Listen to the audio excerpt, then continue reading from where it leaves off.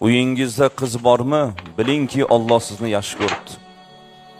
O'g'il farzand ko'rgandan qiz farzand ko'rganda ko'proq xursand bo'lishligimizni dinimiz tavsiya qiladi. O'g'ilga qanaqa xursand bo'lamiz?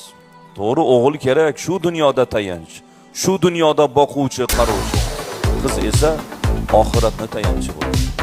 Eng ko'p xursand bo'lgan ota bo'lish kerak. Chunki bu qiz eng ko'p sharafni otaga keltiradi. Endi e'tibor qiling, 3 ta qizni tarbiya qilingan kimga jannat? Otaga jannat. Ona yo'q. Mukofotda ona yo'q. Vaholanki 3 ta qizni tuqqan ona-ku. Joni xatarda qolgan ona-ku. Kechasi bedor bo'lib ko'krak bergan ona-ku. Yoniga olib ro'zg'or, osh-ovqat, ish o'rgatgan ona-ku. Qiz asosan ona bilan bo'ladi-ku. Mukofotga kelganda ona yo'q azizlar.